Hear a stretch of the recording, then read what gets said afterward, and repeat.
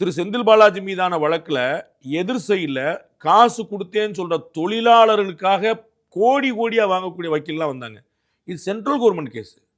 Central government தான் பிரதிவாதி. Censor board சொன்னீங்களா, அவங்க தான் ஒரு 3 மணி நேர படத்துக்கு துஷார் மேத்தா அமித்ஷாவுக்கு நெருக்கமான 3 மணி நேர படத்துக்கு இல்ல, 3 மணி நேர படத்துக்கு இல்ல, சென்சார் போர்டுக்கு எதிரான வழக்கு, சென்சார் போர்டுக்காக அவர் ஆஜரானார். இவ்வளவுதான் புரிஞ்சுக்கணும். 3 மணி நேர படம் 6 மணி நேர படம் தான் ஆஜராலாமா? பட் துஷார் மேத்தாவுடைய ட்ராக் எடுத்து பார்த்தா அமித்ஷாவெல்லாம் வராரு. அவர் நீங்க எல்லா வக்கீலுக்கும் வருவாங்க அமித்ஷா. எல்லா கபில் சிபல் ட்ராக் எடுத்து பாருங்க, கேடி துளசி எடுத்து பாருங்க. எந்த வக்கீல் ரொம்ப முக்கியமா இருக்கு சார். இது ரொம்ப தேவை சார். இது தேர்தல் கால தேவைக்கு உடனடியாக அவர் இறக்கி விடப்படுறாரா? யாராலையும் இது வந்து வர. திருமதி நளினி சிதம்பரம் எந்த கட்சியில் இருக்காங்க? காங்கிரஸ்.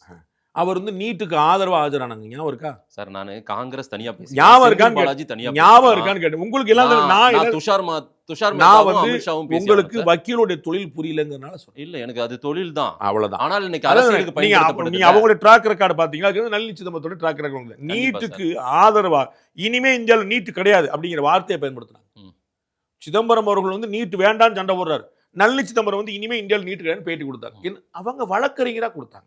இவர் காங்கிரஸ் தலைவரா பேசினார். இந்த வித்தியாசத்தை புரிஞ்சுக்கிட்டே உங்களுக்கு